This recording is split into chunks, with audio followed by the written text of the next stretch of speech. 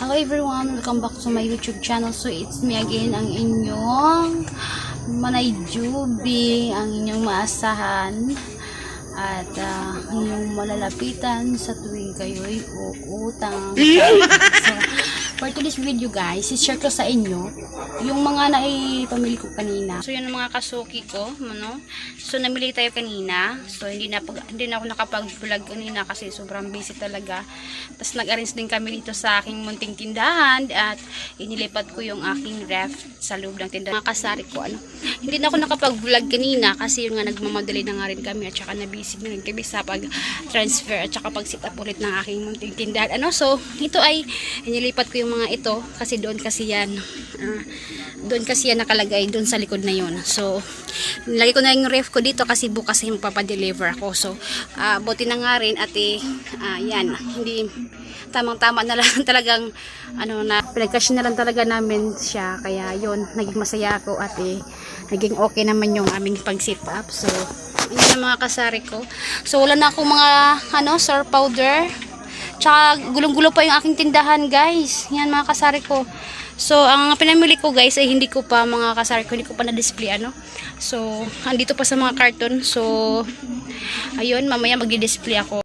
So ngayon yun lang ang pinagbisihan ko. So ngayon mag-garage ako. So ayan ayan. So ayan ang mga napamili ko pala guys. Ayan, kapit tayo guys. So ayan ang pamili ko ngayon, hindi pa na-display sa pang carton. Tsaka ito. Tsaka may tiyo din tayo So ayan pa. Ayan. And then yun. Tsaka yun. Tsaka yung chichirga. So yung may mga dilata pa guys, hindi ko pa na-display. And then yun. So ayan guys, kasama din yan. So marami nang bumili kaya pagdating ko lang So yan, itlog. Tsaka meron din tayong isang sorry guys kasi madumi pa talaga ang bahay namin at alam niyo na pagka business Ayan. Tsaka itong nabawasan na rin yan.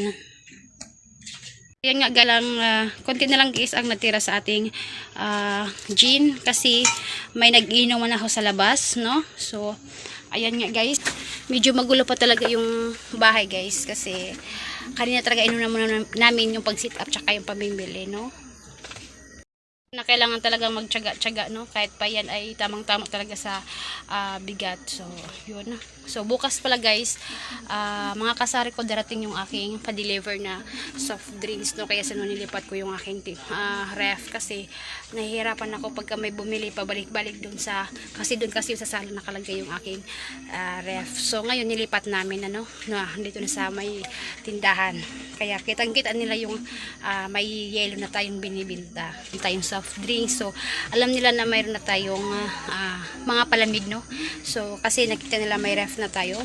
So ayan, share ko lang sa inyo yung aking laman ng aking ref. So yan pa siya guys, yan konti lang ang aking So ayan, so dito ko pa napalagay yung aking nabili ng mga frozen na mga paninda rin. Ayan mga kasari ko, so konti lang yung ating nabili na mga frozen. So yun nga guys, na-share ko na sa inyo. So konti lang yung nabili kong mga frozen na mga bebenta natin. Medyo malaki yung punan kasi doon.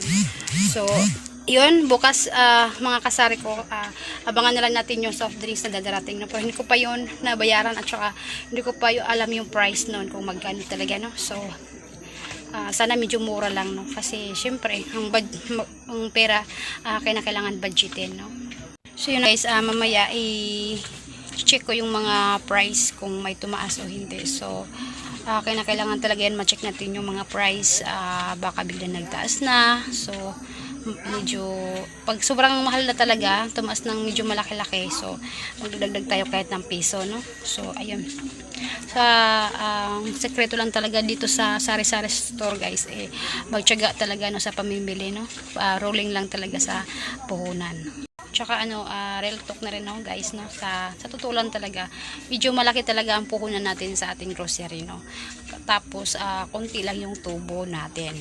Tsaka konti lang yung naibabalik na tubo dun sa ating puhunan. So yan kung yung puhunan mo ay utang, so medyo talaga mababaon ka, kasi malaki yung patong sa utang bago piso-piso lang yung tubo mo sa tindahan. Mga kasari ko, ang teknik ko doon ay hindi ko pinapapatulog yung pera dito sa tindahan, no? Yung mga binta ko.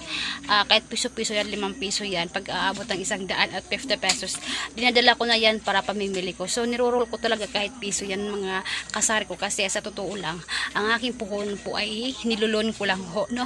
So, wala po akong sariling pera. So, kailangan ko talagang mag-loan para sa aking negosyo, no? Dagdag puhunan.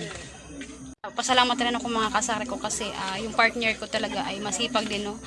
Masipag din siya sa sumasama sa akin sa pamimili, tsaka sumusuport din siya sa akin, no? Sa pagdadala ng mga nabili ko, no? Kasi talaga ako may hika, no? Mga kasari ko. So, laking pasalamat ko kasi andyan siya at wala pa siyang pasok, tsaka hindi pa siya busy sa work niya. So, ayan. So yung mga kasari ko, mabibisi ako ngayon sa pag-arrange ng ating mga napamili no kanina. So hopefully guys, pa-subscribe naman ako sa aking YouTube channel at salamat sa panonood at suporta sa aking mga vlog. So ayan, may customer na tayo guys. Support din nyo po pala ito si Shane, si Ate Shane, ano? Kasi nagbo-vlog din to. So ayan ang ating munting customer. O ayan. So yan guys, hindi pa yan na pag-display kasi pinambaba ko lahat yung aking mga sige. So yun ang mga kasari ko, ano, salamat pala sa pag-support sa YouTube channel at sa pag-like ng aking mga video, no.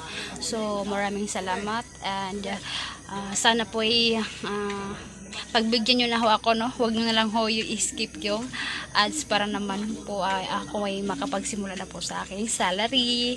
So maraming salamat po at God bless po. Huwag kalimutan po magdasal at pasalamat ibinigay sa atin kapag ng mga blessing, no. So magpasalamat po tayo kahit yan o malaki. So